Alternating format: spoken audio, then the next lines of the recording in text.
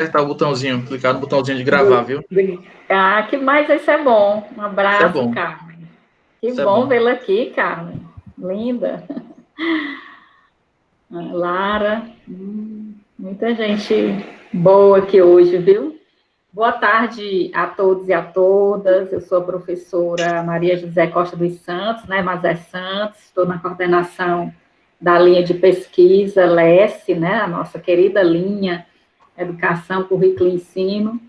E hoje nós estamos dando primeiro, né, reinício durante a pandemia da Covid-19 nas nossas atividades, né? Alguns já começaram a ter suas aulas, e hoje o professor Aires vai nos presentear aí com uma fala maravilhosa. Vai ser uma tarde de muitos aprendizados, e vamos estar aqui juntos, né, matando um pouco a saudade e aprendendo bastante aqui com o professor Aires. Então, eu vou passar a palavra para a Gabriela, que é a nossa mediadora da atividade, né, nossa aluna de mestrado, e ela vai fazer a mediação dessa atividade. Estaremos todos aqui e vai ter mais uma conversa com o professor Aires, ele vai depois passar aí a dinâmica da atividade. Fica à vontade, Obrigada. Gabriela. Boa tarde a todos, sejam bem-vindos ao primeiro seminário da linha Educação, Currículo e Ensino, que tem como tema hoje Ensino Remoto em Tempos de Pandemia, Contribuições e Limites das Tecnologias Digitais. E a palestra será ministrada pelo professor Dr. José Aires de Castro Filho. Possui graduação em Engenharia Civil pela Universidade Federal do Ceará, mestrado em Psicologia pela Universidade Federal de Pernambuco.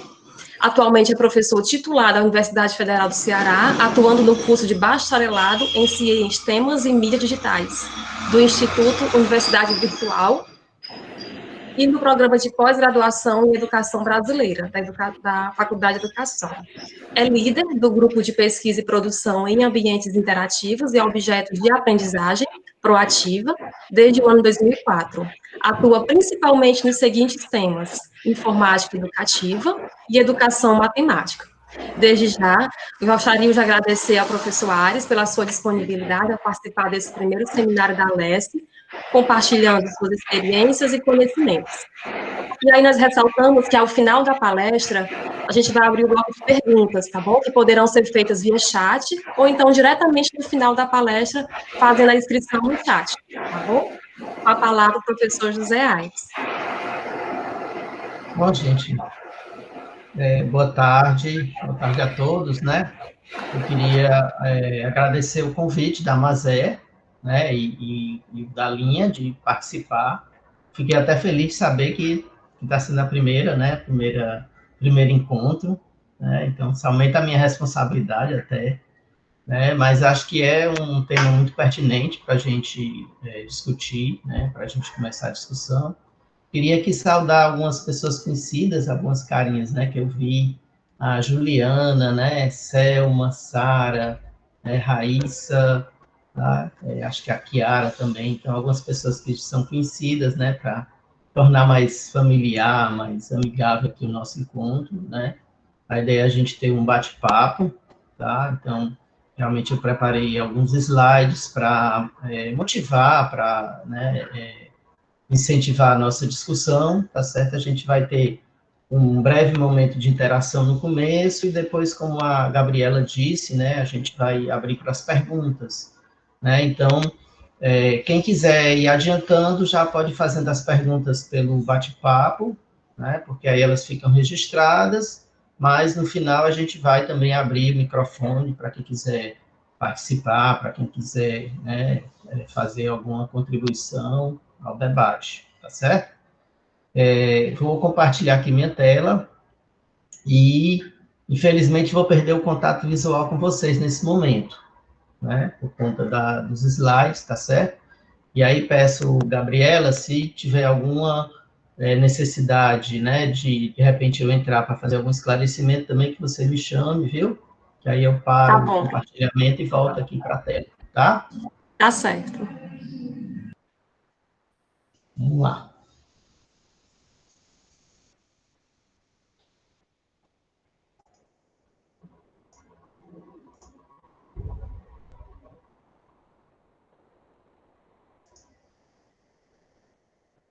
Então, eu queria só confirmar, vocês já estão vendo aqui meus slides.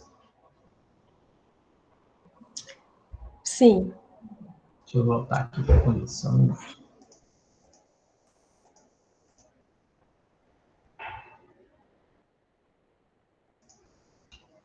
Bom, então esse aqui é o título da nossa fala, né? Ensino remoto em tempos de pandemia, limites e possibilidades das tecnologias digitais. Então, a gente vai refletir justamente sobre aquilo que a tecnologia nos permite, mas também entender que há limites para isso, né? Então, como já foi dito, o meu nome, eu faço parte do grupo Proativa, da UFC, é um grupo de pesquisa, né? Que tem diversos pesquisadores, né? Está relacionado com a pesquisa em pós-graduação, tá? Esse aí é o endereço do nosso Instagram, caso vocês queiram seguir. Esse link e essa imagem do QR Code, né, são os nossos slides que já estão disponíveis para quem quiser acessar, baixar, acompanhar, né, durante ou após a fala, tá certo? E eu botei aqui, fiz questão de botar essa minha imagem aqui de máscara para que a gente não esqueça que nós continuamos em tempo de pandemia, né, e com necessidade de nos protegermos e também protegermos as pessoas próximas, tá certo? Bom, esse aqui é mais ou menos o nosso roteiro. Vou falar um pouquinho de inspirações, né, da minha vida, da minha carreira, trazer algumas definições que eu acho que é importante a gente ter isso em mente, né? Claro que a gente está vivendo um momento muito novo, então a gente acaba fazendo confusão entre conceitos, né? Mas isso pode às vezes atrapalhar. Algumas transpirações, reflexões que a gente tem ao longo dessa trajetória, né?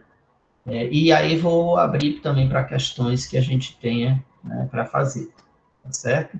Bom, e aí eu queria, para a gente começar, né, colocar aqui essa tirinha, né, não sei se vocês já conhecem, né, da Escola de Passarinhos, do João Marcos Mendonça.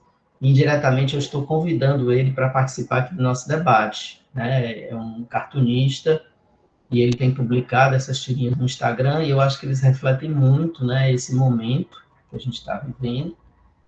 E aí já aproveito para fazer dessa fala também uma homenagem a todas as professoras e professores que estão, né, exercendo sua função nesse momento tão difícil, né, passando a ser não só professores, né, mas influenciadores digitais, youtubers, né, editores, então, assim, uma série de funções que foram incorporadas, né, por necessidade, e muitas vezes não são reconhecidas, né, então, muito bacana isso, né, sigam o João Marcos, tá, é muito legal as tirinhas que ele coloca, e a gente vai ver ele junto aqui da nossa palestra, né, tá. Bom, quais são as inspirações que eu trago na minha vida, né, na minha carreira, principalmente, né? Eu escolhi dois, porque eu acho que estão mais ligados à nossa temática e, né, assim, a quem trabalha com a educação, né? Então, primeiramente, não podia deixar de citar Paulo Freire, né, a sua proposta de educação libertadora, né, alguém que é pouco compreendido e, às vezes, criticado por quem nunca o leu, né? Mas se a gente conhece Paulo Freire, se a gente estuda Paulo Freire, a gente percebe como ele é importante, como ele é relevante para os dias atuais, né? E eu tive a felicidade de conhecer o trabalho dele ainda na minha graduação, ainda como estudante da engenharia civil, né? E realmente percebi o quanto ele é importante, né? E o quanto ele até hoje influencia a minha trajetória, né? Então, uma frase dele que diz muito isso, né? Ensinar não é transferir conhecimento, mas criar as possibilidades para a sua própria produção e sua construção, né? Então, quer estejamos falando de ensino presencial, de ensino remoto, de educação à distância, essa perspectiva do Paulo Freire é fundamental, né? E um outro teórico que talvez seja menos conhecido, né, por vocês, porque é mais lido por quem trabalha com tecnologia na educação, mas é o Simon Papert, né, que foi um matemático sul-africano, que foi discípulo do Piaget, trabalhou com Piaget, e depois desenvolveu seus estudos no Massachusetts Institute of Technology, né, em Boston, nos Estados Unidos, e foi um pioneiro nessa área de tecnologia na educação, ainda no final da década de 60, quando nunca se imaginaria que a tecnologia teria esse impacto que tem hoje na sociedade, né? Mas o Papert já desenvolvia pesquisas, né? E já colocava o papel da tecnologia, né, na educação. E ele criou um termo, né, chamado construcionismo, que é diferente da proposta de construtivismo, né, principalmente do construtivismo piagetiano, em que ele coloca que o aprendizado é mais efetivo quando parte de uma atividade que o aluno experimenta ao construir um produto significativo. Ou seja, quando os estudantes estão engajados na criação de um produto, de algo que seja concreto, né, que eles possam ver a sua função, é quando esse aprendizado é mais efetivo, né? Existe um debate muito interessante, que foi na década de 80, entre o Paulo Freire e o Papert, que está disponível no YouTube, e no final dos slides vocês podem acessar, né? É muito interessante assistir o debate desses dois pensadores, tá?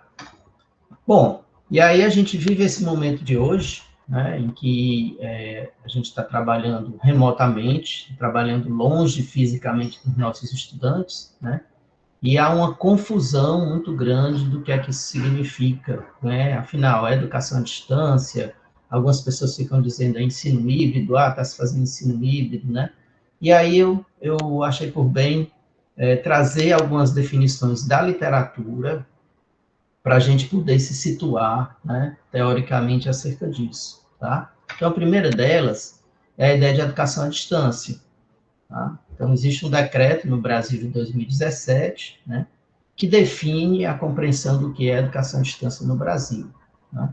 Então, primeiro de tudo, né, esse aqui é alguns trechos da definição que tem no decreto.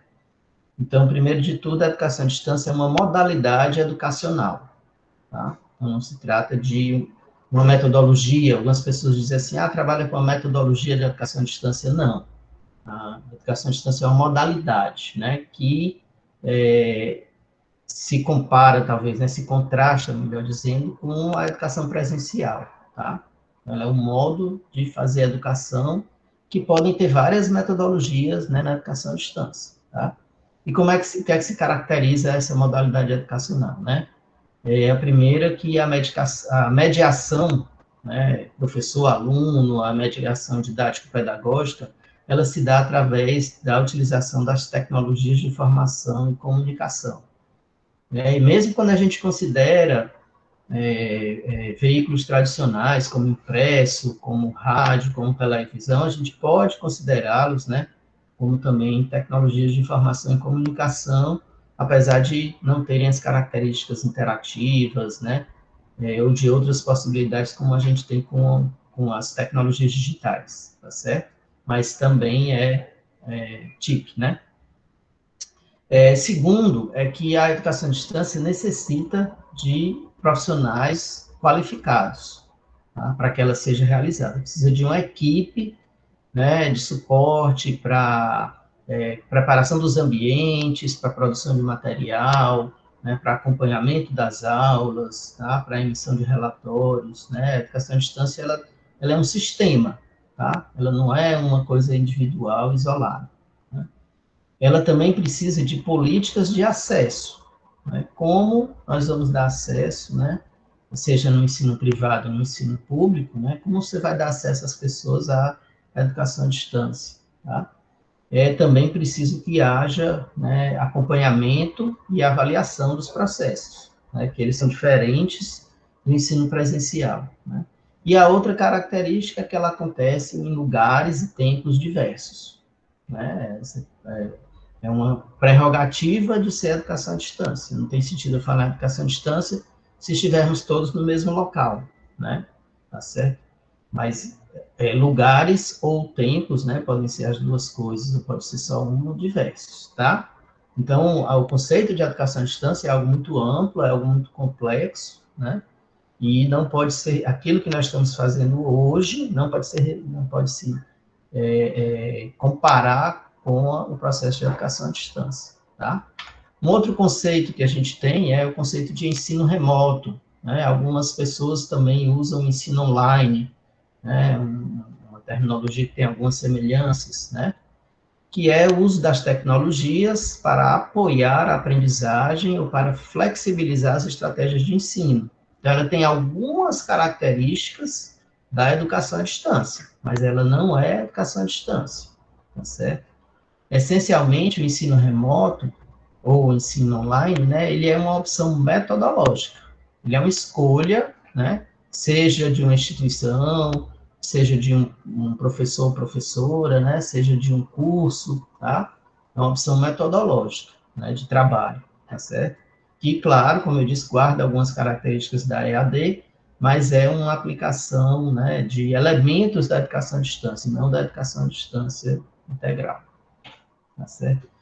E nesse meio, né, entre a educação à distância, né, o ensino remoto, surge um conceito que tem sido muito usado também, que é a ideia de ensino híbrido, né, ou educação híbrida, algumas pessoas falam assim, né, ou aprendizagem híbrida, tá certo? Que também traz alguns elementos, né, da EAD e alguns elementos do ensino remoto, né? E que é essa ideia de você tratar o ensino não como algo que tenha uma única metodologia ou uma única modalidade, tá certo? Mas que você possa combinar, né, híbrido vem mesmo dessa ideia de misturado, né, de combinar, tá? Diferentes ferramentas, diferentes metodologias, tá certo? De modo a potencializar a aprendizagem, né? Então, procurar aquilo que é mais adequado, né, e que é possível em um determinado contexto, tá certo?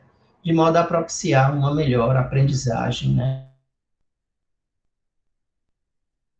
por parte dos alunos. Ou assume muitas vezes o papel de um mentor, de um coordenador, né, de um orientador da aprendizagem, né? E os alunos muitas vezes assumem um caráter mais protagonista, um caráter mais ativo, né? Podem trabalhar sozinhos, podem trabalhar em grupos, podem trabalhar num ambiente presencial ou em aulas de campo, tá certo? E é claro que a gente fala isso aqui de maneira geral, mas para que você trabalhe no ensino híbrido, você precisa de um planejamento também. Então, não é algo que simplesmente eu tenho a ideia e faço isso, né, de qualquer maneira, tá certo? Tá? Então, esses três elementos são importantes porque a gente vai, então, falar do que nós, né, na minha concepção, estamos vivendo hoje, embora alguns autores conceituem de maneira diferente, né? Mas nós estamos num momento em que a gente pode chamar essa forma de ensino, né, de ensino remoto emergencial. Emergencial por esse caráter, né, de algo que foi feito para atender uma situação de crise, né, uma situação emergencial, uma situação temporária, tá certo? Né? Fornecer acesso, tá? É necessário, né, para aquilo que, na situação normal, não seria preciso, tá certo? Então, essa é uma definição, né, que tem algumas referências que estão listadas no final da fala, dos slides, né, que vocês podem usar, caso tenham interesse em se aprofundar, né? E eu gosto muito dessa tirinha aqui da Escola de Passarinhos, porque eu acho que ela reflete um pouco dos limites do que é o ensino remoto emergencial, né? Certo? Quer dizer, o que é que a gente não consegue com ele, né? Então, o filho conversando aí com a mãe, né? Ela perguntando por que é que ele não gosta das aulas virtuais, né? Porque a escola tem oferecido, né, a melhor tecnologia, né? E o meninozinho diz que nenhuma tecnologia permite abraços nas professoras e nos colegas, né? Então, apesar de todo o avanço que a gente tem, das possibilidades que a gente tem, né? A gente sabe dos limites, né? Que a gente tem diante do que a tecnologia ainda não pode oferecer, tá? Bom, então a gente chegou um momento que eu diria uma parada que eu queria pedir a colaboração de vocês agora, tá? Então, vocês acessam esse endereço aí, ou se tiver com celular, né, põe no QR Code. Eu posso até, se quiserem, gente, copiar isso para vocês e colar no chat, para facilitar, tá? Então, eu vou pedir para vocês escreverem 3 palavras que representem teu sentimento, né, nesse momento de aulas remotas, tá certo? Para facilitar aqui, eu vou colar no chat, né? Até porque eu vou precisar mesmo sair para mostrar para vocês a resposta. Vamos parar aqui um pouquinho.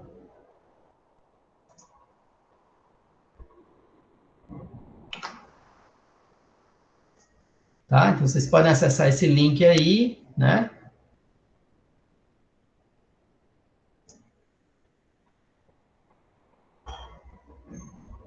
Pronto, então eu vou voltar aqui para os slides para vocês verem, mas depois vocês podem acessar aí no próprio link do chat, tá certo?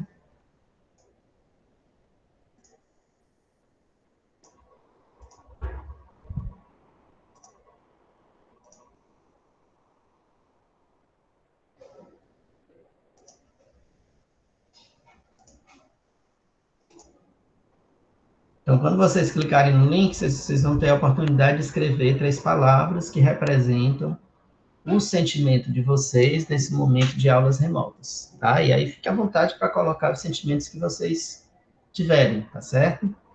E aí, daqui a pouco, a gente vai acompanhar, né, essas respostas de vocês, à medida que vocês forem interagindo, tá certo?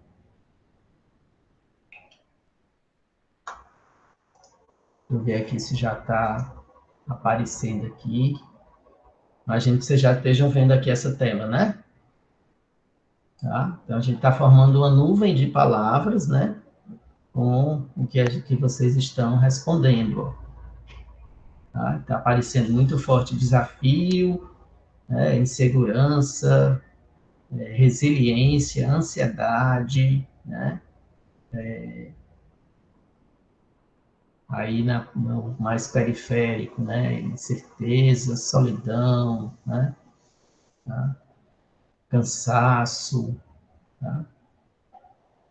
A gente tem, eu sei que eu quando entrei ali tinha umas 100 e poucas pessoas, né? E a gente tem 47 respostas até agora. Então vamos deixar crescer aqui.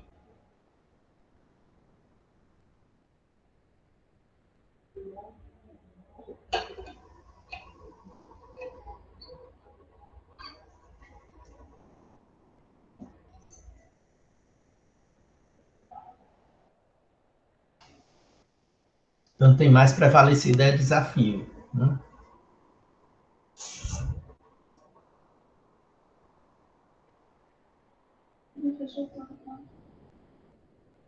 Angústia, resiliência, insegurança, né? Bom, tivemos 63 respostas, né?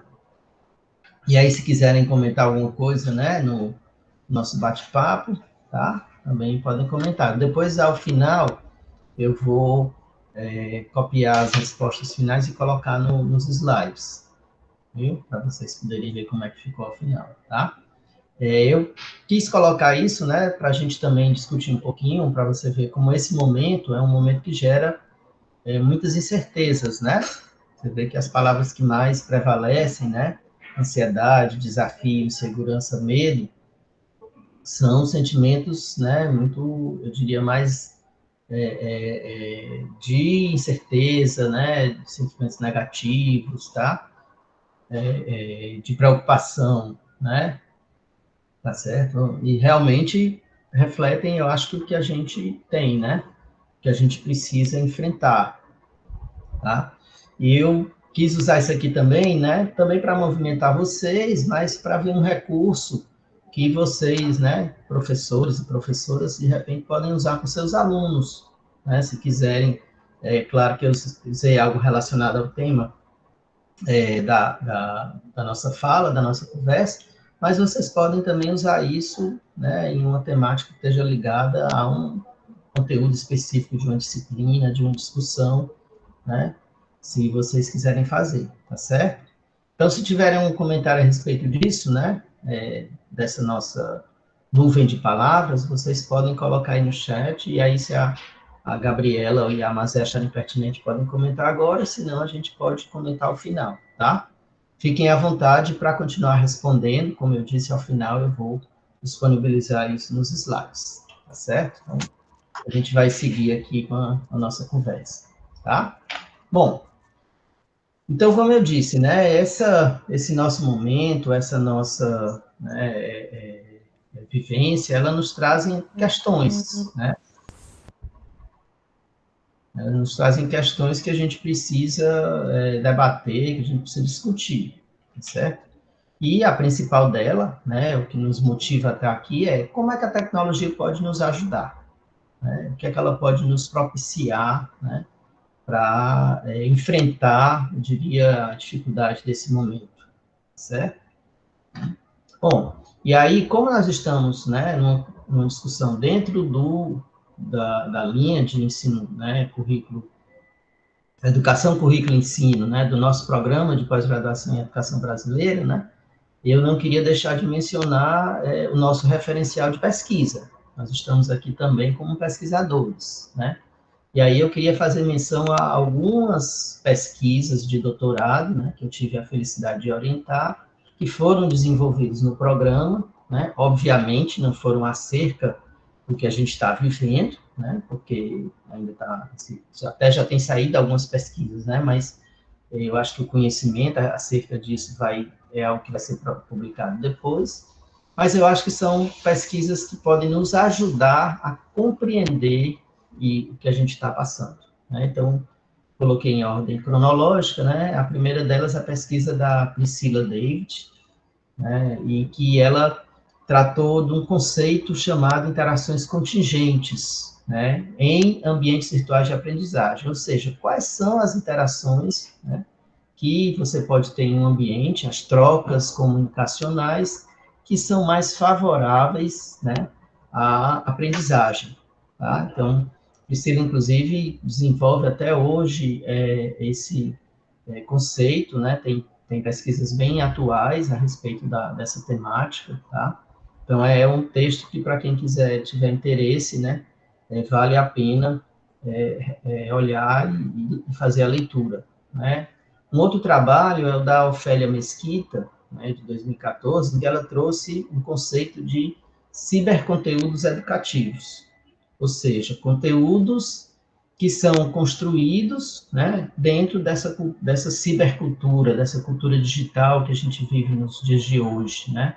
Então, quais são essas características desses conteúdos que diferem, né, do aspecto do conteúdo educativo tradicional, né, geralmente de mídias tradicionais, tá?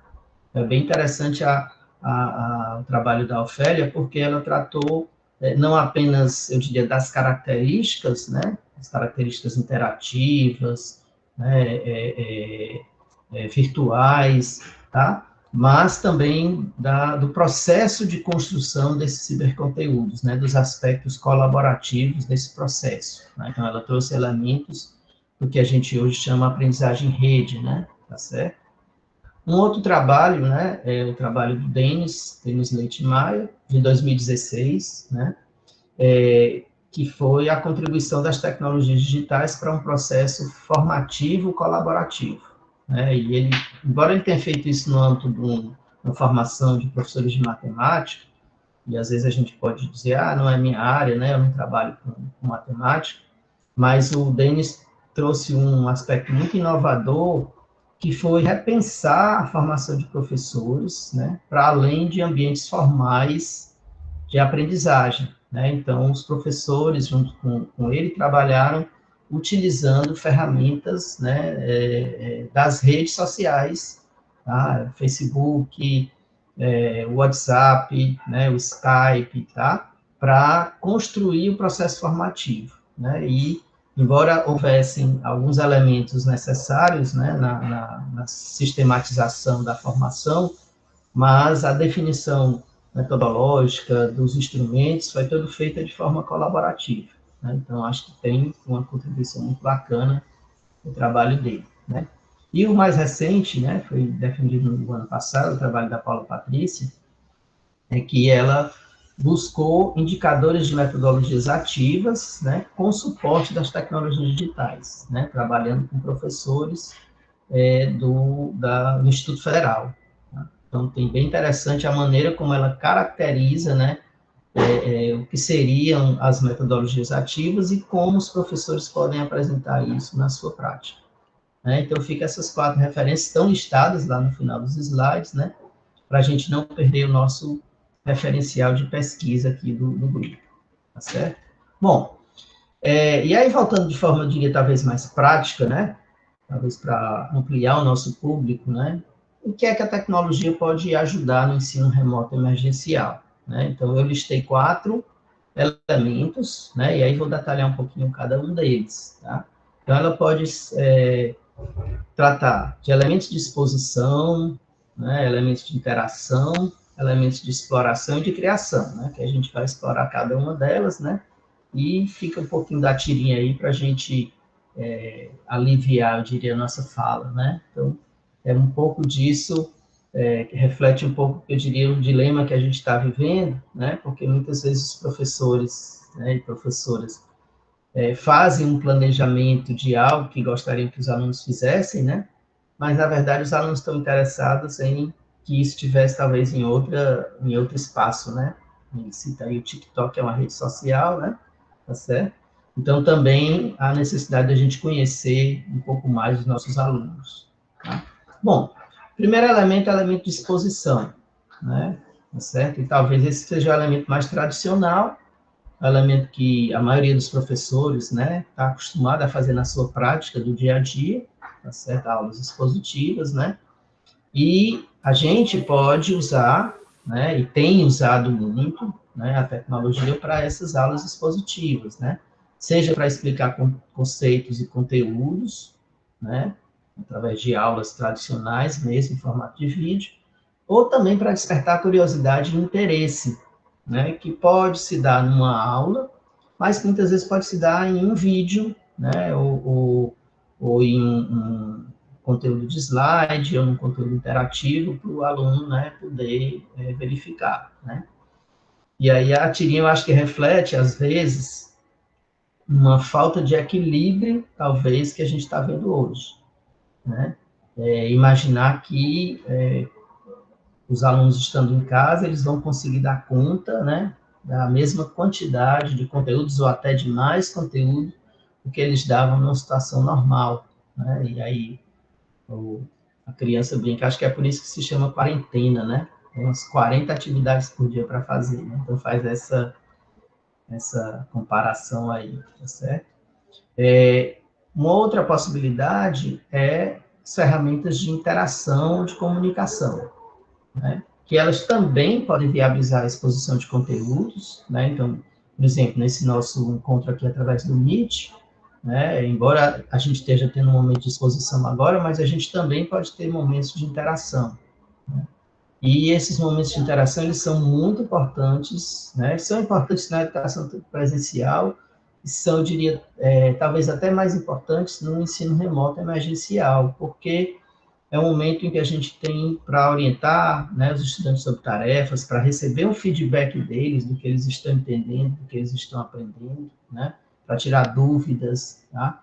Então, é fundamental isso, né, e que a gente não se trabalhe, né, que a nossa metodologia não seja dessa forma, que os alunos só vão interagir quando tiverem, né, uma recompensa, uma pontuação, né, que a gente possa ter uma metodologia que a participação dos alunos seja mais intensa, né, mesmo sem esse feedback ser na forma de ponto, né. Bom, uma terceira possibilidade são os recursos de exploração, né, trabalhar com recursos interativos, né, então permitem exploração de ideias, representação, né, e reflexão de conceitos, exercitar habilidades, né, isso a gente encontra muito no que hoje a gente tem, né, nos recursos educacionais digitais ou nos objetos de aprendizagem, né, então, simulações, ou jogos, né, ou animações interativas, né, em que, de repente, o aluno pode explorar um conceito matemático, né, explorar um conceito científico, um conceito linguístico, tá?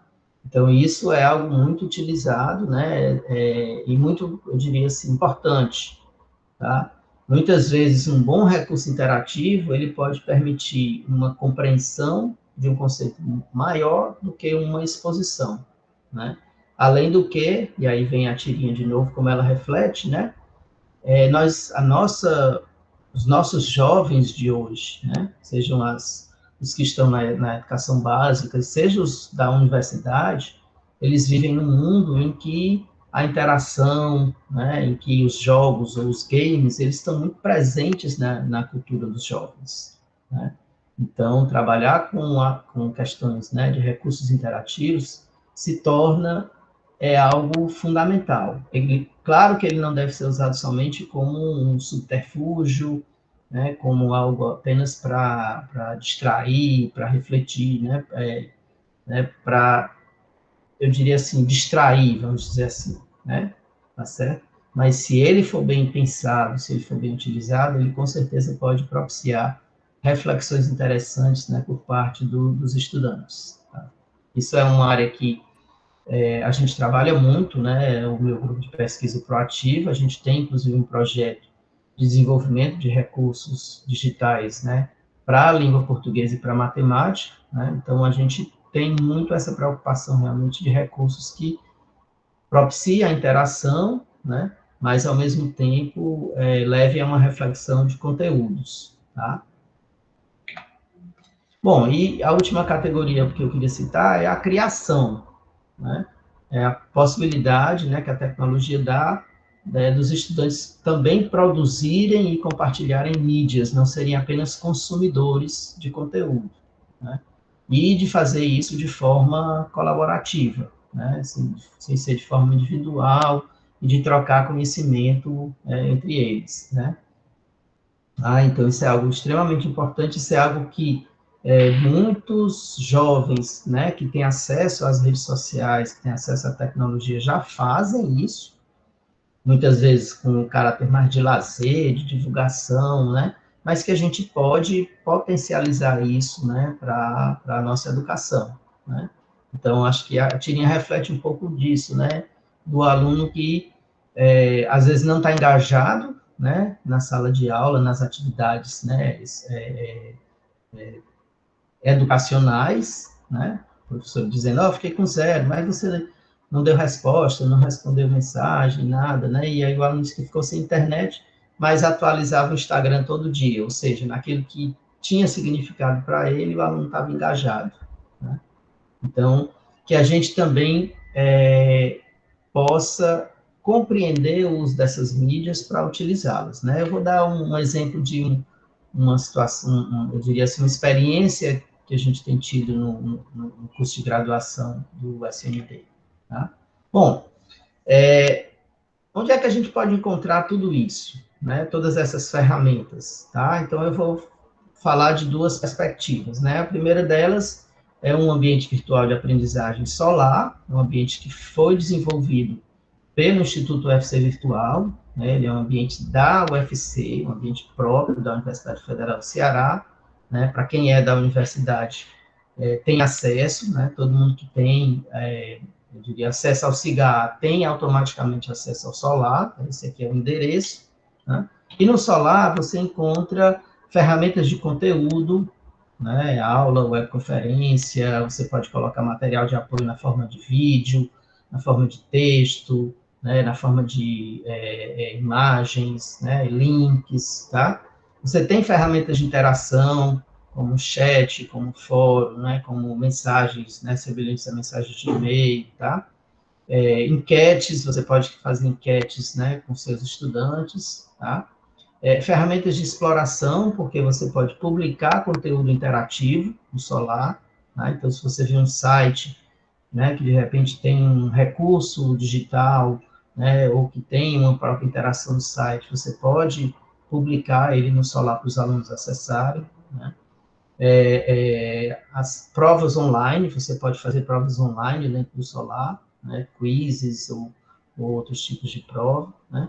E também ferramentas de criação, né, anotações, né, construção. Nas webconferências existe uma característica do quadro multiusuário, em que várias pessoas que estão participando podem contribuir, né? Então, por exemplo, diferente do Meet, se a gente tivesse na webconferência do Solar, eu podia aqui dar permissão para vocês desenharem, escreverem, e estaria todo mundo vendo a produção, tá?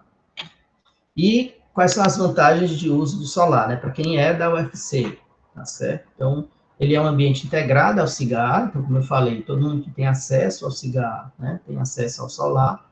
Quem tem disciplina no cigarro, né, pode habilitar sua disciplina no cigarro, e essa disciplina ela é migrada para o solar, né, então você vai com a sua turma inteira para lá, tá? Como eu já disse, desenvolvido pelo UFC.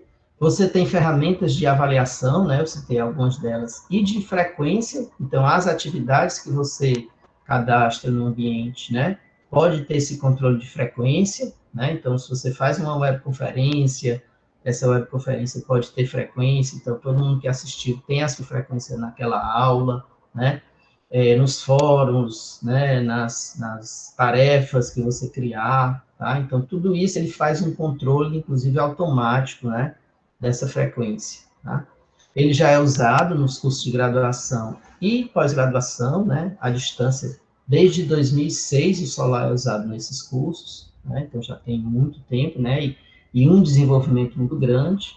Ele possui uma equipe de suporte própria, tá? Então, por exemplo, se a gente usa o Meet e tem uma dúvida no Meet, a gente tem que pesquisar os tutoriais. Se a gente usa o Solar e tem um problema no Solar, a gente tem uma equipe própria que a gente pode mandar e-mail e eles responderem, né? E, além disso, por ser um ambiente, né, da universidade, a gente é possível que a gente sugira o desenvolvimento de novas funcionalidades, tá certo? Mas, é claro, a gente talvez tenha pessoas aqui externas ao Solar, ou mesmo pessoas que, por um motivo ou por outro, né, queiram usar outras ferramentas. Então, eu listei aqui algumas delas, né, inclusive algumas que eu também uso, né, por exemplo, essa nossa apresentação aqui, ela foi toda criada na apresentação de slides do Drive, né. Nós estamos usando o Google Meet para fazer o encontro, né? A gente poderia também fazer a transmissão desse encontro através do YouTube, ou a gravação desse encontro pode estar disponível no YouTube, né? Aquela nossa enquete, né, aquela nossa nuvem de palavras, são feitas no Mentimeter, tá? E as ferramentas, né, de comunicação instantânea que são muito conhecidas, né, hoje em dia, que é o WhatsApp, né, e também o Telegram, tá, que eu gosto muito de usar, porque ele tem ferramentas, principalmente que garantem mais anonimato, né, em relação ao WhatsApp, né, são ferramentas similares, mas que têm algumas diferenças, né, tá certo?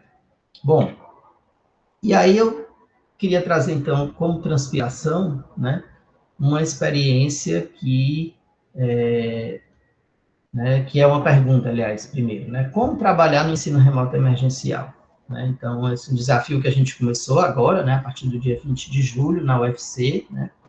Como transpor a experiência de disciplinas que a gente tinha, né, no presencial para esse modo, né, remoto emergencial, tá? E aí eu queria comentar um pouquinho da experiência de uma disciplina, né, que eu ministro na graduação juntamente com a professora Raquel Santiago Freire, chamada Cognição e Tecnologias Digitais, né? O objetivo essa aqui é a equipe que trabalha conosco na disciplina, né? A Mércia Figueiredo, que é doutoranda da educação, né? A Larissa e a Rachel, que são bolsistas, né, monitoras da disciplina, bolsistas da professora Raquel, né? E a Sara, que também é mestranda, né, no programa de pós-graduação e está fazendo o seu estágio de docência, né, na disciplina. Né? Então, na verdade, a gente tem um trabalho nessa disciplina, né, que já acontece desde 2016, que a gente usa trabalho com metodologias ativas, né, para maior integração, para maior engajamento docente, né, na disciplina. Tá?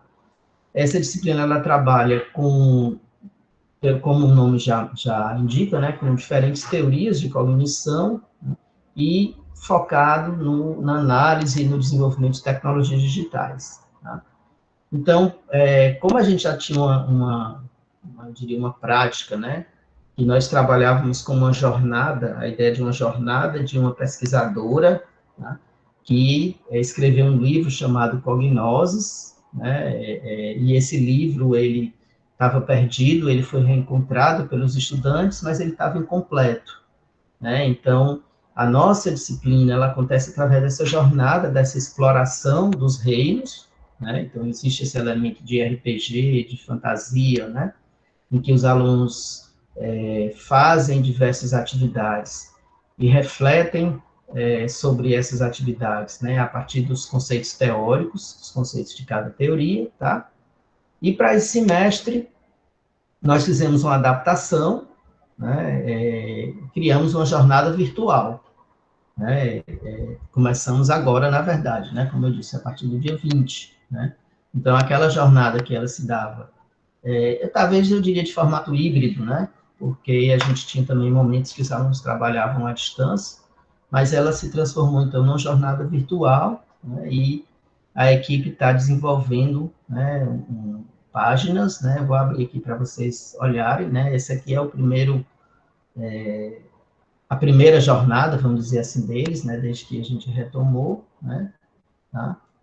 E que, então, eles, né, foi transposto às situações presenciais, né? Então, aqui a gente tem a narrativa, né, dos alunos caminhando em direção ao bloco e encontrar esse livro, né, que era o livro da professora Raquel Ferne, né, uma referência à professora Raquel Freire, né?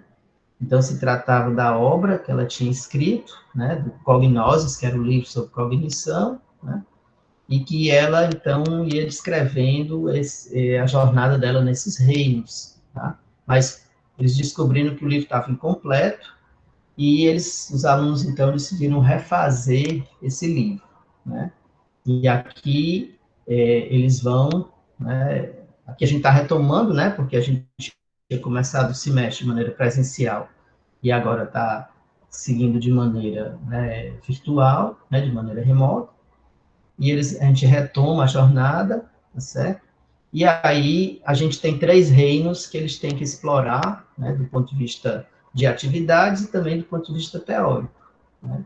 E em cada um desses reinos, né, eles têm os elementos que eles precisam estudar, fazer e, ao final, reescrever o livro da pesquisadora, tá certo? Então, essa aqui é uma experiência bem interessante que a gente está fazendo, que mostra esse formato, né, de adaptação de uma situação presencial para uma situação remota, né? E eu acho que ela reflete muito isso, a gente acaba transpondo para o remoto aquilo que a gente já fazia, né, no ensino presencial, seja na metodologia tradicional, ou seja, usando metodologias ativas, como a gente, né, trabalha nessa disciplina, tá?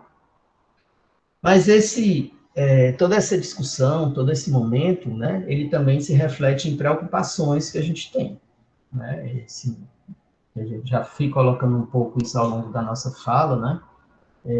A tecnologia não é solução para tudo, né? Então, a primeira preocupação dela, né, é do acesso dos alunos à tecnologia, né? Como, por exemplo, a gente está tendo na UFC todo esse esforço para que realmente os alunos possam ter o melhor acesso possível, né, para que a gente não tenha situações como essa. Não adianta eu ter um ambiente virtual, eu ter materiais virtuais, se o aluno não vai ter as condições, né, mínimas, né, para poder acessar e para poder estudar, tá?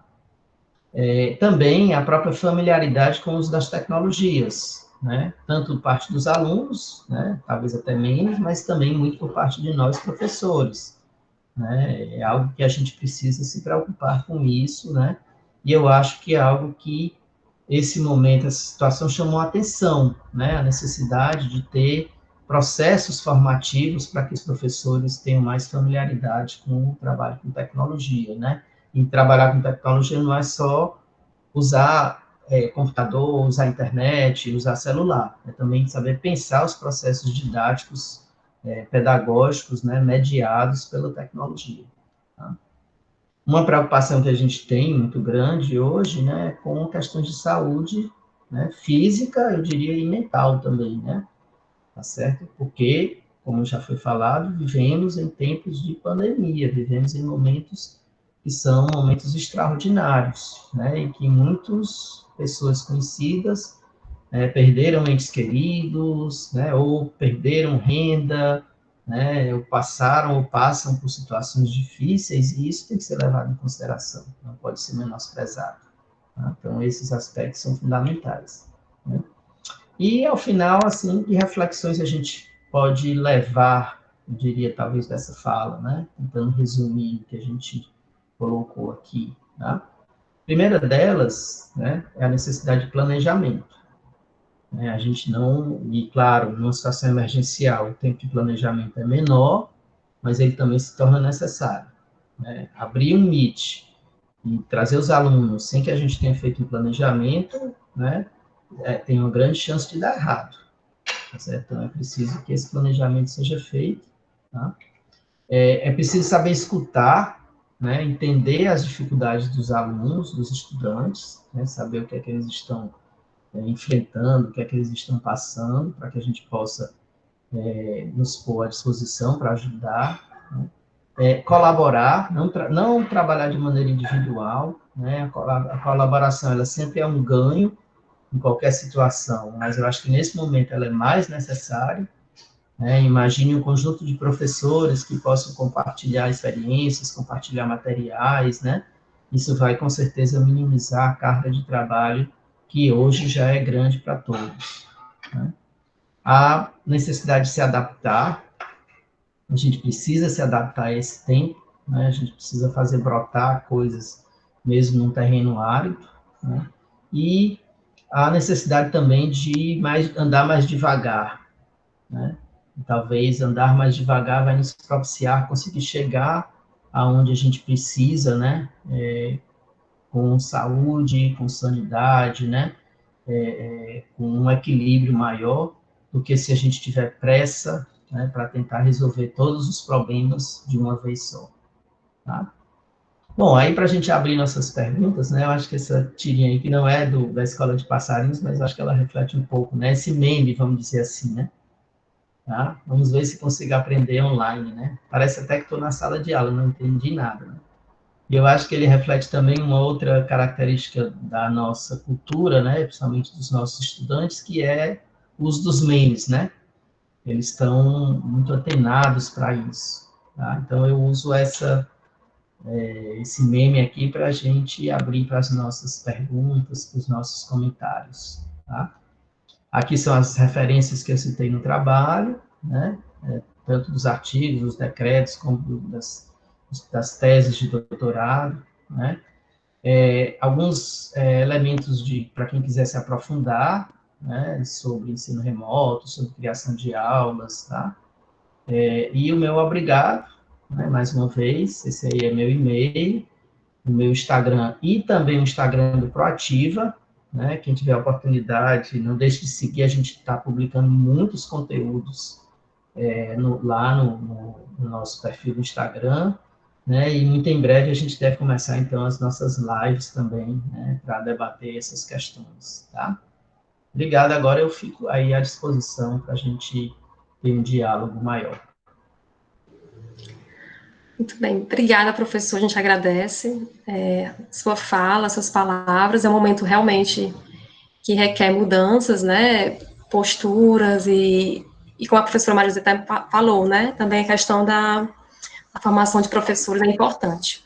E aí, nessa chuva de palavras, né, que o senhor sugeriu que fosse colocado lá pelo chat, eu consegui captar algumas. A Eli, falou de colaboração, apoio, a Emanuela falou de oportunidades, mudança, a Adriana, ela falou que está motivada a aprender, a Alexandra, ela falou insegurança, o Túlio, ele falou medo, uma das palavras que ele falou, a Gleice, incerteza, a professora Maria José colocou aprendizagem, generosidade, e aí foram algumas das palavras que foram colocadas no chat.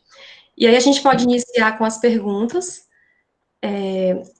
pode ser logo a primeira, né, que foi o Túlio, foi logo no início da sua fala, enquanto estava falando sobre a educação à distância, né, e o ensino remoto, e aí ele perguntou qual é a maior diferença. Não sei se ao longo da palestra conseguiu esclarecer isso para ele, mas ele perguntou isso, qual é a maior diferença da EAD, tá, né? Para o ensino remoto, né? Bom, então, como eu falei no começo, né, a educação à distância é uma modalidade, né, de ensino, né?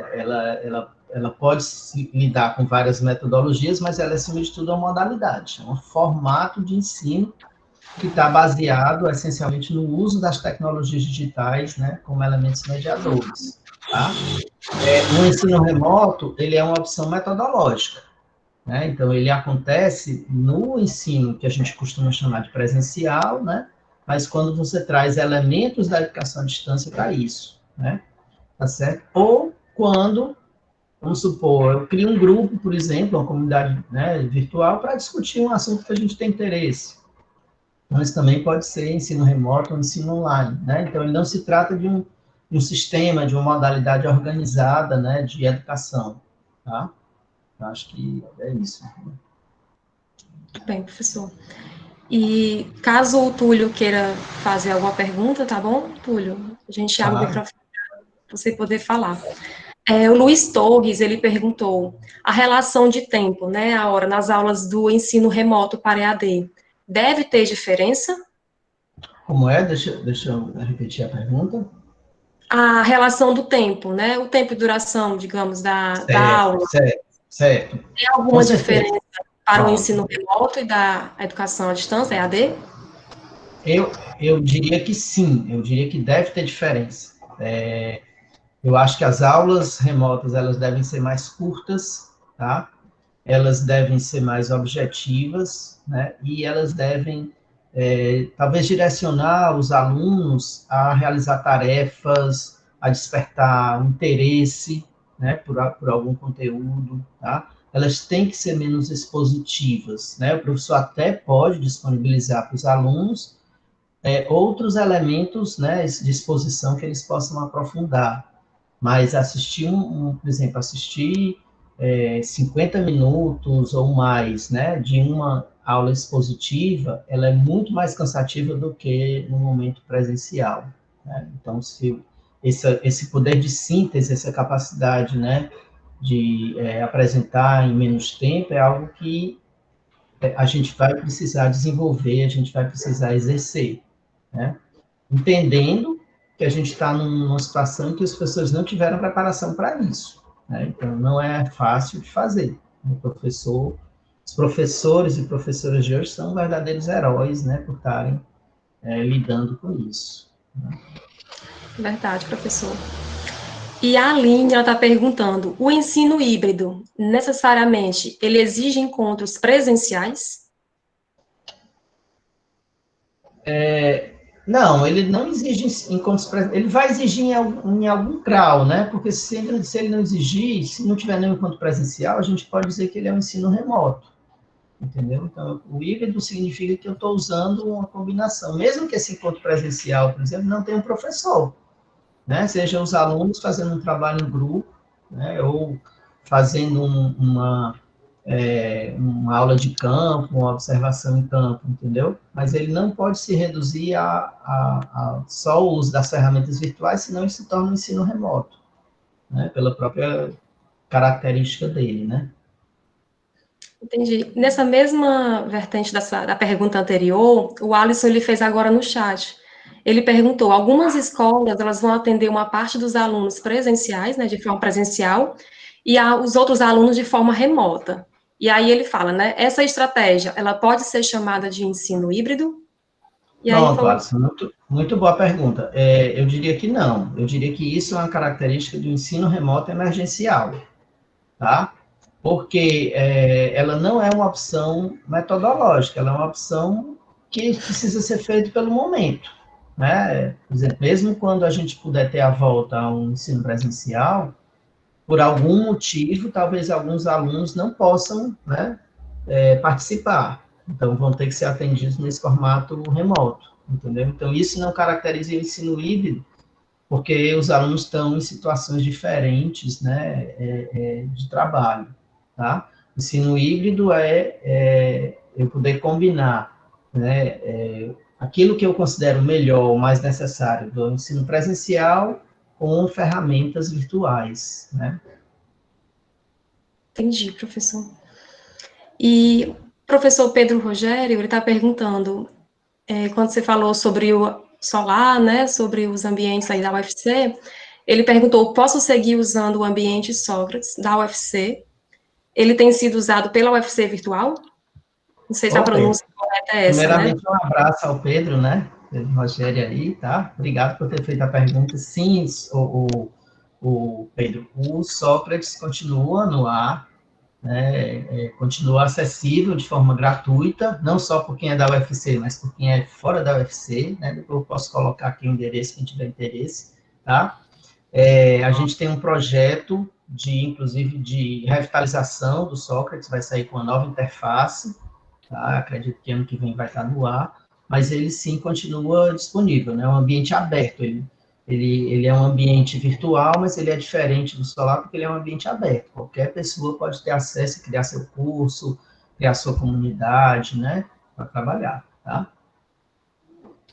Entendi, professor. A Emanuela está perguntando como é que seria a formação dos professores para esse ensino remoto? Pronto. Tá, eu acho que ele tem que conter alguns elementos importantes, né?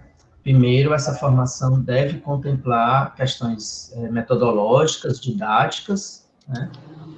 E questões tecnológicas, né? É preciso que o professor tenha acesso a diferentes ambientes, a diferentes ferramentas, né?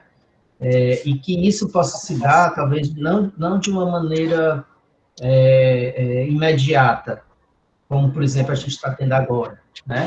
Mas talvez num processo que a gente possa considerar como uma espiral, né? Em que o professor possa se familiarizando aos poucos, experimentando essas tecnologias e diferentes metodologias, refletindo sobre isso, né? E aí sim avançando para se aprofundar, para inserir outras ferramentas, né?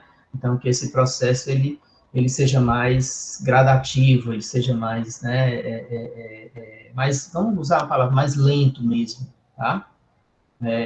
Diferente, como eu disse, como a gente está tendo agora, né? Porque em alguns locais a gente sabe que os professores tiveram 24 horas, 48 horas para aprender a usar e começar a trabalhar, né?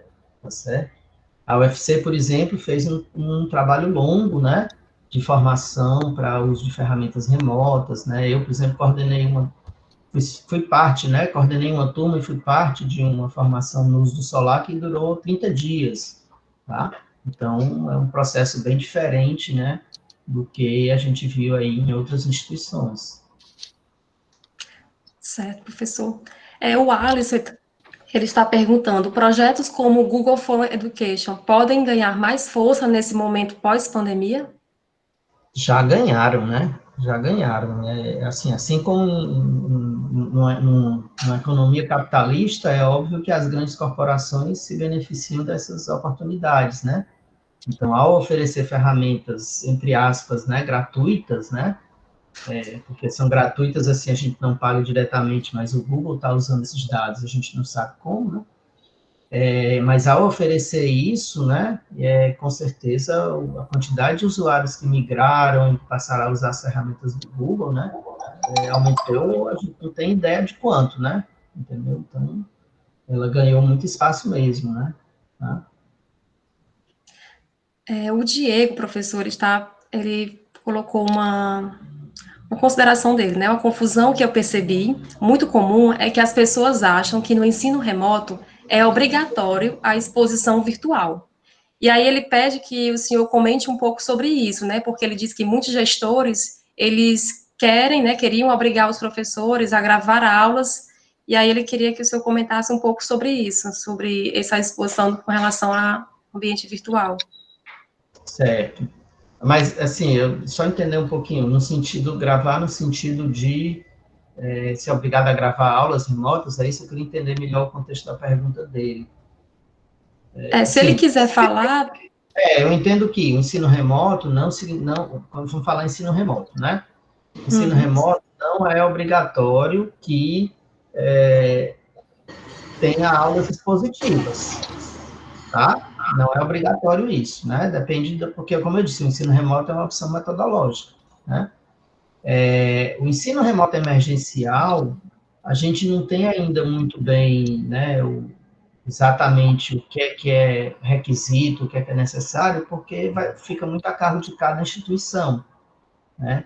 Mas eu entendo, olhando assim do ponto de vista do professor, né? Eu mesmo fui formador de uma turma e muitos professores colocaram isso, o receio, por exemplo, de gravar as aulas e dessas aulas, né, estarem aí sendo usadas, sendo publicadas em qualquer lugar, né? Então, há essas preocupações que eu diria que fazem parte realmente, né, do que a gente está vivendo, por ser uma situação de excepcionalidade, né? Então, é importante que isso seja algo no ideal, né? Que seja algo negociado, seja algo conversado com os professores, né? Tá? Para que não haja essa desconfiança. Né? Entendi, Não professor. sei se era isso, mas se ele quiser maior esclarecimento, ele pode fazer a pergunta novamente, né?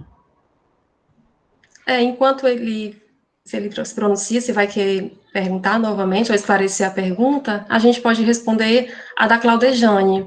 Ela pergunta que quais tecnologias poderiam ser utilizadas para a educação infantil, mais especificamente. Olha, quais tecnologias para a educação infantil? Essa é uma situação bem delicada, né? Porque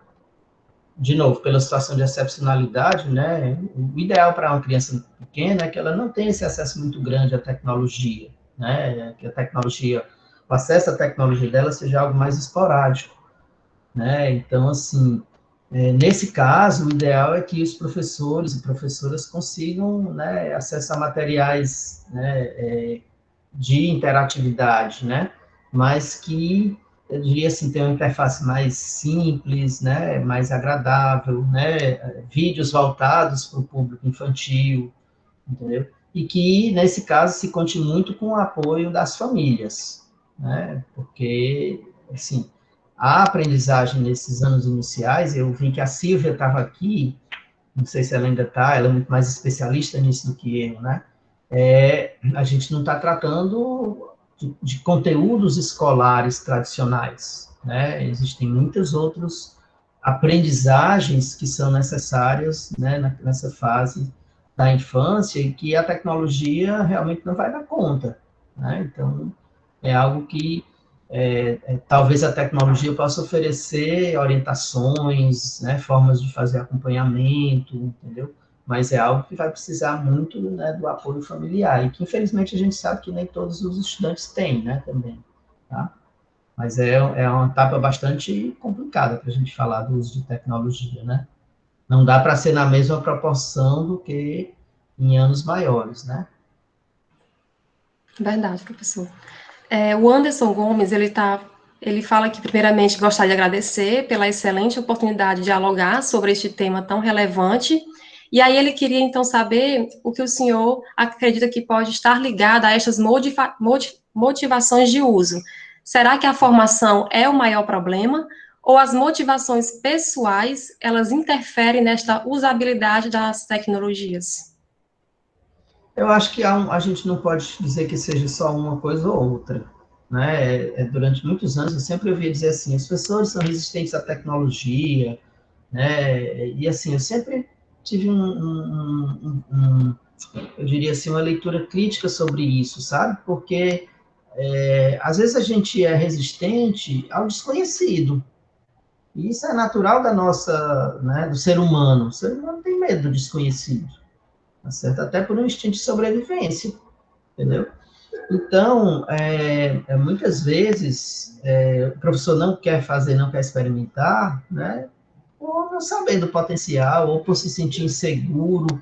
Imagine um professor que se acha, né, ou que falo professor e professora, né, que se acha um bom professor ou boa professora, ou que é reconhecido mesmo, né, numa situação tradicional, numa situação presencial, e que de repente agora está numa situação nova, né? Como é que fica a autoestima desse professor, entendeu? De repente abrir uma câmera e ter problema de conexão e não conseguir dar a sua aula como ele dava, entendeu? Então, assim, são questões que são delicadas e que a gente também não pode simplesmente colocar, assim, o professor contra a parede, né, professor, professora contra a parede, e dizer assim, você não faz porque é resistente, há um processo de convencimento que precisa ser feito, né? Eu lembro de muitas experiências que tive em formação de professores, né? E que, às vezes, aqueles professores que no início eram os mais resistentes, né?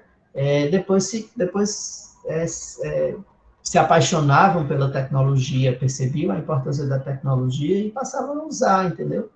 Então, há esse aspecto, né, que eu acho que é típico do ser humano, né, do medo do novo e do familiar, e que aí a gente precisa também saber trabalhar com isso. Não adianta a gente dizer assim, né, acho que é uma visão que não ajuda quando a gente simplesmente se contrapõe, tá, a isso, tá? Verdade, professor. A professora Silvia Helena está perguntando, precisa alguma formação para as professoras da FACED, a fim de que possam usar melhor essas tecnologias digitais nesse momento em que temos ensino remoto emergencial? Estou achando que essa pergunta não é para mim, viu? Mas eu acho que ela é para você. Não estou querendo fugir, não, mas é porque eu não posso responder, né? Por isso, eu sou da pós-graduação, mas eu não, né, nem sou da FACED, professor efetivo, nem sou da administração da universidade, né? Professor. Bom, professor, eu sou da FACED, né? Professora da FACED, e assim, tenho um pé nas tecnologias, porque fui formada desde a minha graduação no Laboratório Multimeios, então as tecnologias sempre fizeram parte da minha formação, e penso que todos os professores, né, sejam da FACED, de todos os centros e unidades, todos nós estamos precisando de formação, né? Porque ser usuário da tecnologia é uma coisa, né? Nós usamos o WhatsApp, usamos o nosso computador para transmitir slides, para usar e-mails, então a gente faz algumas coisas. Mas o uso pedagógico das ferramentas é isso que a gente precisa ter discussão. Além de compreender a técnica, né? Essa relação pedagógica com essas ferramentas. E penso que é muito importante uma formação sobre elas. Uma coisa que é importante para os professores, né, que aqui nós temos alunos e professores da UFC nessa sala agora. Parabéns, professor, o senhor lotou a sala, viu? Todo mundo Obrigado. que sabe que o professor Aires que vinha falar veio prestigiar, porque sabia que seria grandes aprendizados aqui nessa tarde.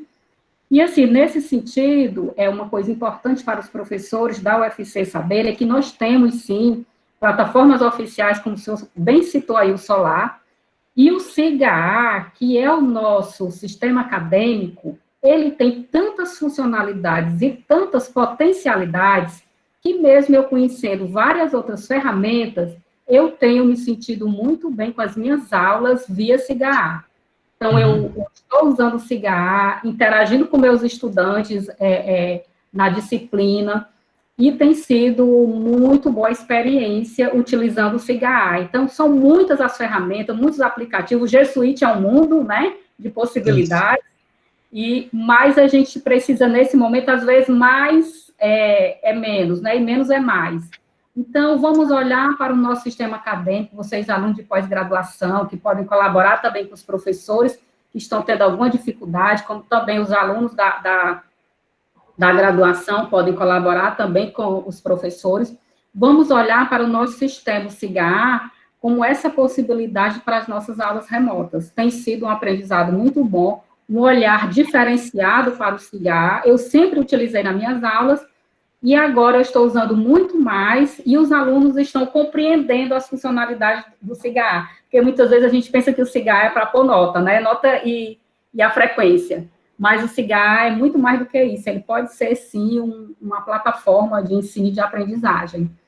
E todos nós, professores, realmente precisamos da formação. Acho que foi muito oportuna a pergunta da professora Silvia Helena. E, assim, desde já, eu já me coloco aqui à disposição, e tenho certeza que o professor Aires também se coloca à disposição, para a gente fazer esse debate na FACED e colaborar com essa formação tecnológica dos professores. Né, professor? A linha LESE, ela tem exatamente um eixo sobre tecnologias, e todos os professores desse eixo, eu tenho certeza, estarão disponíveis, como toda a LESE, para colaborar com essa formação. Então, fica aqui, né, a nossa disponibilidade, né, professor, para colaborar com a formação. Eu acho que eu sempre gosto de pensar assim, o que é que nós estamos aprendendo por esse momento, né? Porque a pandemia é um momento terrível. O que nós estamos vivendo no mundo, estamos vivendo no Brasil, é uma coisa terrível. A gente não pode falar de coisas positivas do que a gente está vivendo, né? Tá? A gente escuta gente dizendo assim, é uma oportunidade, né? Mas, assim, é uma catástrofe que a gente está vivendo, tá? O que nós podemos fazer e ter é um aprendizado, né? E aí, até pelo nosso compromisso de professores, de pesquisadores, a gente sempre tem que ter uma atitude de aprendizado, né? Como eu coloquei, de adaptação, né? Então, um dos aprendizados que eu acho que a gente tem que fazer, tem que tirar desse momento terrível, é essa necessidade de maior formação dos professores. Eu acho que as instituições, né, têm que perceber, né, que há uma lacuna nessa formação, né, e essa lacuna não é culpa dos professores individualmente, né, porque nós fazemos parte de instituição, a instituição precisa ter políticas de formação, tá? E a partir disso, então, planejar o seu futuro, né? Para que, se Deus o livre, né, a gente passar por uma situação semelhante, né, daqui a alguns anos, né, ou em outras gerações, tá? A gente não vai ser pego de surpresa de novo, né? Ou vai ser pego menos de surpresa, entendeu? Então, se nós tivéssemos, né, e isso vale para a questão de inclusão digital, né, de acesso às tecnologias, né, e de formação, quer dizer, se a gente tivesse isso mais bem resolvido na nossa sociedade, nas nossas instituições, eu diria que a gente estaria num momento menos traumático, né? Mas a gente pode aprender e levar isso para o futuro, né? Perceber que é necessário que a gente tenha políticas para isso. Né? É uma situação bastante complicada, né, professor Aires? Nós passamos, a humanidade toda sofre, né, nesse momento, bem difícil. Mas se a gente puder tornar isso menos doloroso, especialmente para a educação, que a gente sabe que foi uma parte muito afetada, né? Precisávamos estar juntos para fazer essa partilha de conhecimento, mas estamos distantes. Então, que a gente possa, sim, se juntar e todos nessa rede colaborativa e crescermos mediante esse contexto difícil, mas que a educação ela não pode parar, né? Então, e muito obrigada, professor, por esse momento, por essa discussão. Eu acho que isso traz um reconforto também para os nossos alunos aqui da LESE, e traz um reconforto também para iniciarmos, né, o nosso ciclo de seminários, que ficarão online a partir de agora, mas que a gente não podia parar, né? Então, obrigada por ter vindo, né, dar esse início, muito importante, sua fala está sendo primordial para a gente iniciar, assim, com o pé direito mesmo, nessa empreitada aí do remoto. Obrigado. Né? Obrigada também, professor Aires. E até fazendo referência, eu acho que a quantidade de pessoas, eu agradeço você ter citado meu nome, mas acho que é muito pela temática também, né? Essa é uma temática, assim, que ela é tão atual que a gente realmente sente necessidade de discutir, né? Então, por isso que a gente faz esses encontros e a gente vê tantas pessoas, né? Tá certo? E eu acho que aí é outro aprendizado, né? Porque não é que a gente vai deixar de ter os encontros presenciais, porque a gente sente falta do abraço, né? Como foi dito lá no começo. Cafezinho, né? O cafezinho, né? Mas, assim, a gente consegue ter um alcance muito grande, né? Quando a gente faz esses encontros remotos, né? E que, às vezes, a gente não tem no encontro presencial. Talvez, se fosse um encontro presencial, a gente tivesse 20, 30 pessoas assistindo, né? Então, o mundo remoto abre essa possibilidade de a gente expandir o público. Né? E mais uma vez, só para finalizar, né, dizer para os professores que estão aqui presentes, como também para todos os estudantes que estão com alguma dificuldade nessa área, e nós que temos um conhecimentozinho sobre, né, sobre isso, porque temos uma vivência, uma prática, estamos disponíveis para colaborar, é só nos procurar. Não é isso, professor Aires? Isso, claro, é o nosso papel, é a nossa obrigação, né?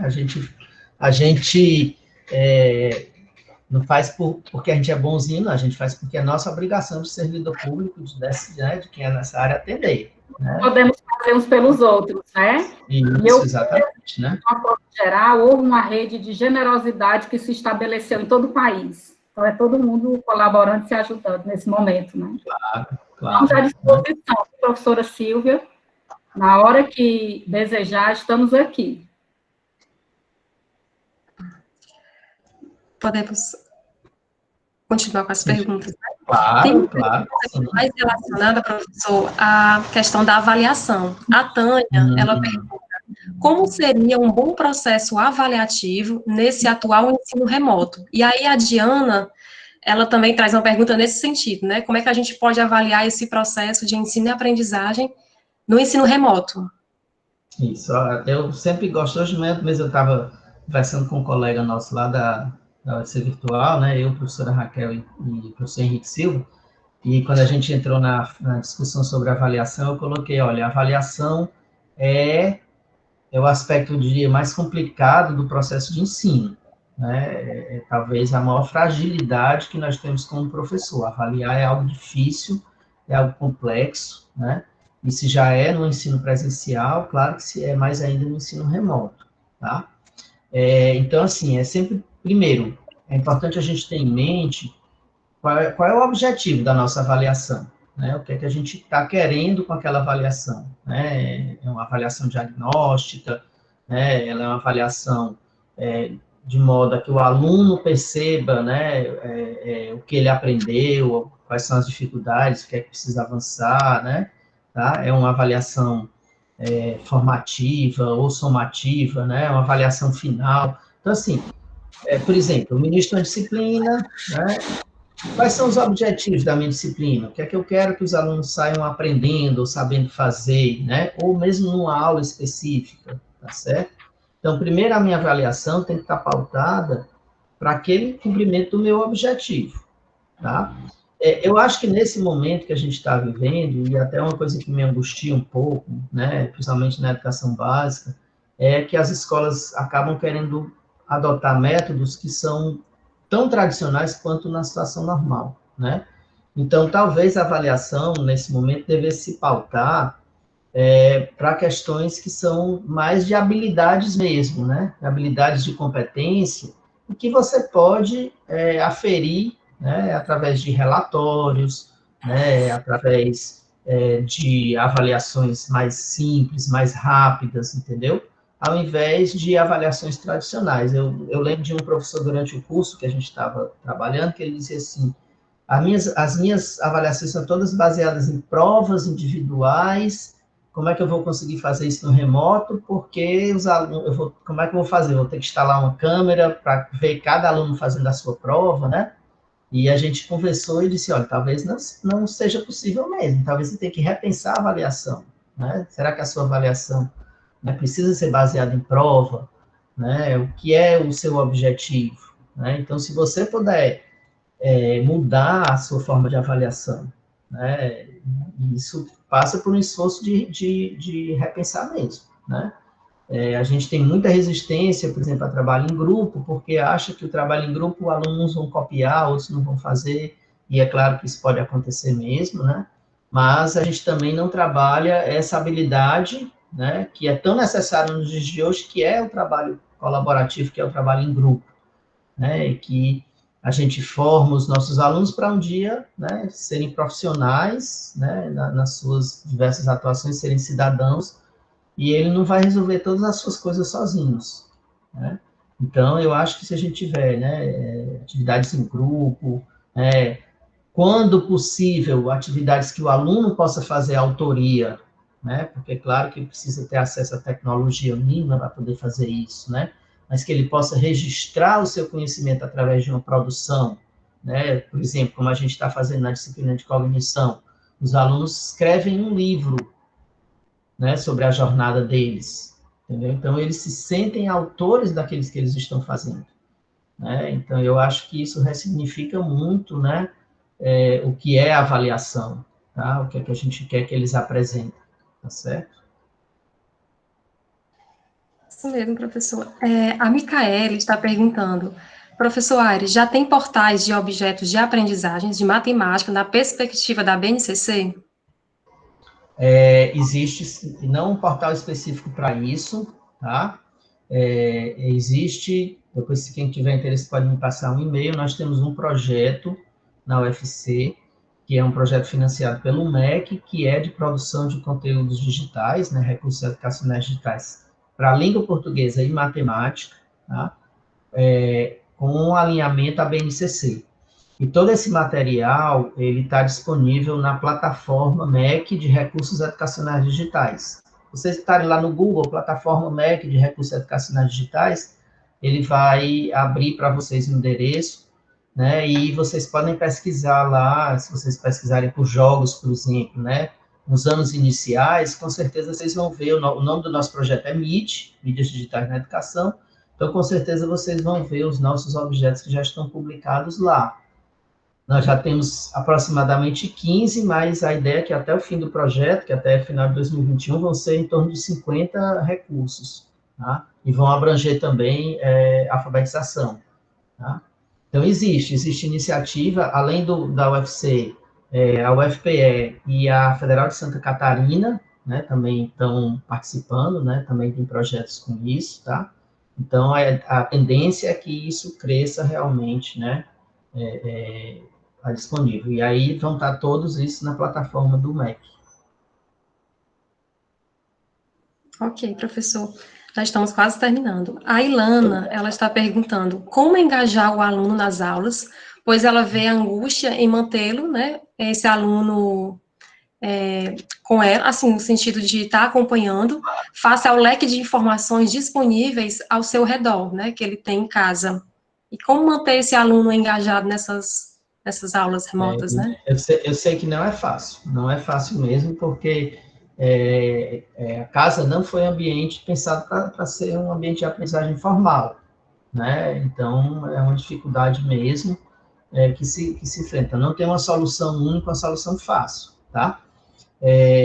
Um elemento importante é pensar em atividades que sejam desafiadoras, que sejam interessantes, né? Então, se a gente conseguir, por exemplo, no ambiente, né, de casa, né, vamos supor, sou um professor de matemática, então, se eu conseguir pensar em uma atividade que o aluno, dentro do seu ambiente de casa, possa explorar, possa fazer, né, e isso desperte interesse para ele, né, seja um jogo, ou seja, por exemplo, aquele criança que tem possibilidade de acompanhar um pai ou a mãe na cozinha, de repente despertar a curiosidade dele, né? Como é que se faz uma receita? Tá? Se você faz uma receita, um bolo, por exemplo, se dá para 10 pessoas, mas se eu quiser fazer para 20, tá? Então, elementos que você pode, né, trazer, se for na língua portuguesa, os diferentes gêneros textuais, né, que possam estar presentes, entendeu? Então, se você consegue tirar o aluno, né, da tela, para que ele, fora da tela, possa ter outros elementos, né, de interesse, você vai, com certeza, despertar, engajar mais esse aluno. Né? Sim, de novo, isso não é fácil, isso é algo que leva tempo, infelizmente a gente não teve tempo para isso, né? Mas é algo que leva tempo, é algo que leva reflexão, né? Como eu cito o caso da nossa disciplina, nós criamos uma jornada para os alunos, tá? Então, os alunos têm um desafio que eles cumprem ao longo do semestre, né? E a gente tem o que a gente chama de missões, e, claro, a gente estabelece, né, o roteiro, as regras de cada missão, né? Os desafios, entendeu? Tem todo esse planejamento que a gente faz, né? Mas a gente procura dar essa autonomia para o aluno, tá? Para fazer. Entendi, professor. Antes de passar para a última pergunta, eu gostaria só de convidar os que estão aqui presentes a sugerirem temáticas que a gente pode estar abordando nos próximos seminários da LESE. Então, quem tiver alguma sugestão de alguma temática específica que queira estar abordando nos próximos seminários, você pode estar colocando aqui no chat, tá bom? Sugerindo novas temáticas. E a última pergunta é da Maria do Céu, professor, e ela fala, né, como avalias a repercussão do ensino remoto para o trabalho docente? Como é que o senhor avalia essa repercussão desse ensino remoto? Bom, eu sempre gosto de, como eu falei um pouco, existe um pouco do que eu trago de esperança, de desejo, né? Que eu gostaria que as instituições, né, reflitam sobre isso, valorizem o professor, percebam a importância do professor e da professora, né, no processo de aprendizagem, né, que é fundamental o trabalho dele, que eles sejam mais valorizados, né, que eles tenham mais oportunidade de formação, de planejamento, né, então esse é o meu desejo. Mas a gente tem um receio também, o receio de que as instituições achem que porque nós sobrevivemos a esse processo que está tudo resolvido, e que aí não precisa mais ser feito nada, e que agora o professor pode dar conta de tudo, né, sozinho, entendeu? Ah, se ele fez agora, por que é que ele não pode continuar fazendo, né? Tá? E eu sei de muitos relatos de professores, por exemplo, que estão trabalhando 12 horas para dar conta, né, do que faziam, tá? Porque tem que planejar aula, gravar aula, né? Aquele charge ilustra bem isso, né? Que isso seja incorporado na rotina, né? Então, de novo, que a gente vive numa situação emergencial não pode se tornar regra, tá? Eu não gosto, por exemplo, do termo novo normal. Não existe novo normal. Existe o emergencial, existe o que a gente precisa fazer para viver agora, né? E o aprendizado que a gente vai levar disso, tá? Mas isso aqui não é o nosso normal, né? Isso aqui, na hora que isso terminar, a gente vai voltar ao que é o nosso normal, o nosso convívio social, a nossa forma de trabalhar, né? E com a esperança de ter levado essa aprendizagem, tá? Mas não de normalizar aquilo que a gente faz hoje, de forma alguma, tá certo? Entendi, professor. Só para lembrar que essa palestra ela está sendo gravada, a gente vai disponibilizar no canal do GTRCOA, tá bom? Para quem quiser depois assistir novamente, ou quem não teve acesso, poder assistir também. Antes de chamar a professora Maria José, gostaria de agradecer imensamente a disponibilidade do professor Aires, e compartilhar seus conhecimentos, trazer novas reflexões para a gente, né, nesse momento que não é tão... É um momento atípico, realmente, mas que requer da gente mudanças mesmo, novas posturas. Poderia estar fazendo, então, professor, as suas considerações finais, aí a professora pode estar finalizando, tá bom? Tá ótimo, tá bom. Bom, eu queria mais uma vez agradecer a oportunidade, eu fico muito feliz de ter sido convidado, né? Eu diria de ter tido a oportunidade de refletir com vocês, né? Agradeço a participação de todos, agradeço as perguntas, essas perguntas elas nos instigam, né? Elas nos fazem crescer, nos fazem pensar, né? Então, eu acho que eu só tenho a agradecer pela oportunidade, né? Tá certo?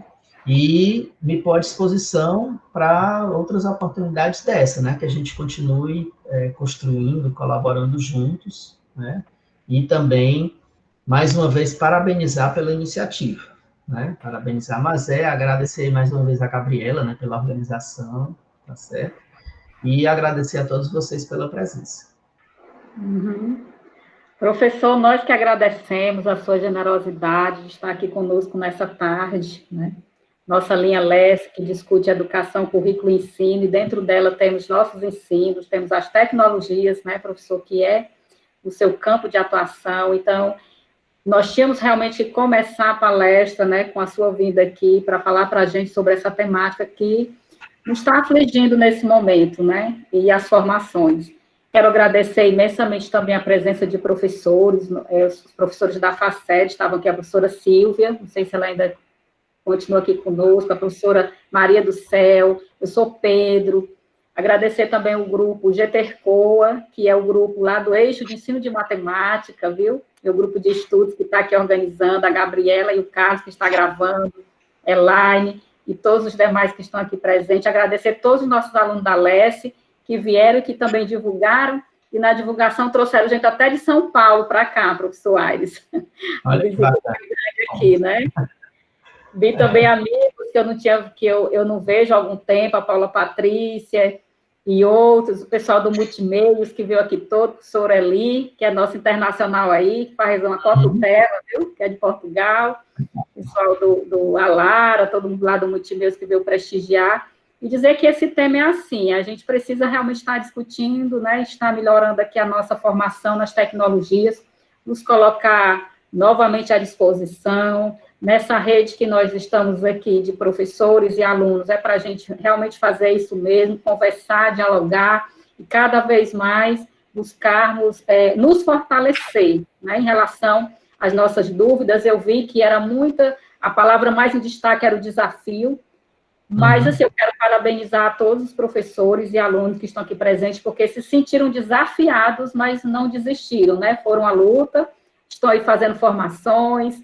Alguém citou aqui o curso de Sobral, né? O professor Aires esteve lá, né? Foi um sucesso total a sua live, professor, todo mundo estava lá para ir prestigiar. Eu assisti, com certeza, foi muito boa a sua, com o professor Denis, né? Que também é das tecnologias, muito bom mesmo. Então, é dizer que, nesse momento, a rede é de generosidade e solidariedade para que todos nós, professores e alunos, possamos passar por esse momento tão difícil, juntos, aprendendo juntos, né? Mesmo distante, mesmo sentindo falta daquele abraço, daquele calor humano, daquele cafezinho, mas enquanto a gente não pode, que a gente possa ter esses encontros, né? Para a gente, pelo menos, se ver e se ouvir, né? Então, um abraço a todos. Professor Aires, muito obrigada. Nossa gratidão imensa por esse momento. Foi uma tarde de muito aprendizado. Que bom que a gente pode gravar, né, professor, e depois ouvir novamente. Por enquanto, vai ficar no canal do GTRCOA, mas avisando logo a todos que, assim que eu conseguir, né, nós conseguirmos o e-mail oficial da LES, nós vamos abrir o canal da LES, e lá vamos continuar nossas atividades, nossas formações. Viu, professor Aires? Um abraço. Abraço Pedro, a todos. essa linha maravilhosa mesmo. Eixo de música, faltou música, né? Sim. Música. Cadê o nosso artista aí para cantar e tocar para a gente finalizar com música? Eu adoro. Eles sabem que eu amo o eixo de ensino de música, professor Aires. Eles sabem disso. Um abraço, gente, tudo de bom. Tchau, obrigada, professor Aires. Tchau, gente, um abraço. Tchau, muito obrigada, professor. O Pedro está garantindo que na próxima tem música para abrir o evento. Vou esperar o convite para prestigiar. Tá certo. Um abraço a todos, gente. Obrigada, professora Silvia, professor Pedro, professora Maria do Céu, todos os alunos da LES, nosso abraço, nossa gratidão, professor Aires. Estamos juntos aí nessa luta. Tchau. Estamos aprendendo. Tchau.